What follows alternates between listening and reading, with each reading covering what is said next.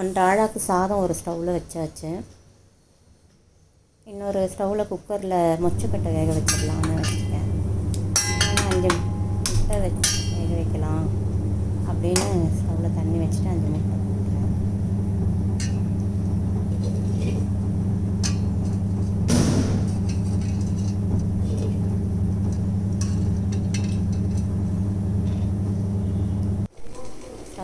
சாதம் வெந்துட்டுருக்கு, முட்டையும் வெந்துட்டுருக்கு. மொச்சக்கட்டை வச்சோடனே அதை வெங்காயம், தக்காளி, பூண்டு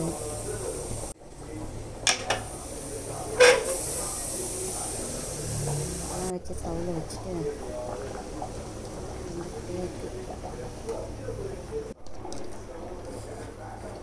மிளகாப்பொடி 2 ஸ்பூன் போட்டுடலாம். மஞ்சள் பொடி கொஞ்சம் போட்டுடலாம்.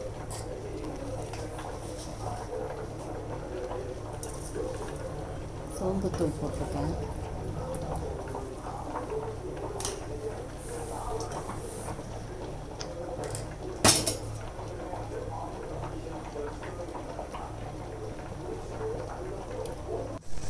உப்பு கொஞ்சம் போட்டுட்டு தண்ணி விட்டு பசரிக்கிட்டு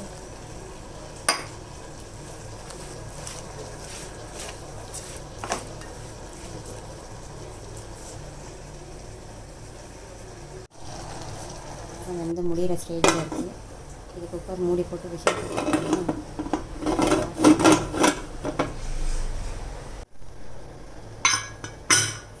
மார்னிங் வச்ச ரசம் இருக்குது.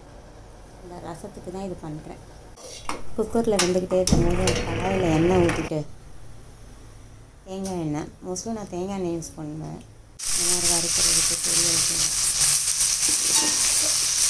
இந்த கடுகு உளுத்தம்பருப்பு கருவேப்பிலெல்லாம் போட்டுட்டு இந்த வேக வச்சு வச்சுருந்தேன்ல மிளகா எல்லாம் போட்டுட்டு மொச்சக்கொட்டை அதை அப்படியே போட்டு ஃப்ரை பண்ணிவிட்டு பால் உரம் ஊற்றுறதுக்காக நாளைக்கு பிரியாணி பண்ணலான்ட்டு சரி 2 கவர் பால் உரம் ஊற்றிடலாம். கொத்தமல்லி போட்டுட்டு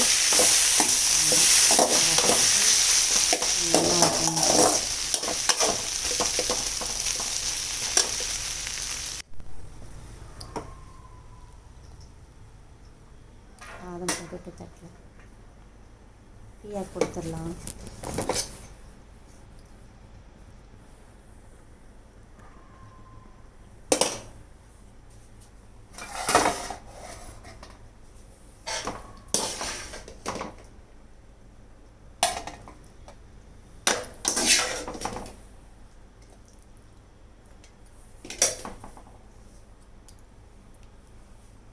ஒரு முட்டை வச்சுட்டு ரசம், மார்னிங் வச்ச ரசம் அதான் அதை ஊற்றிட்டு நீ night dinner over.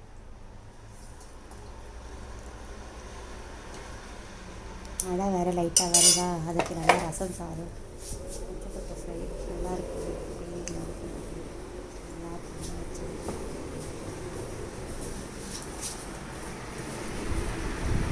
Priya Priya இந்த எழுச்சி சாப்பிடு.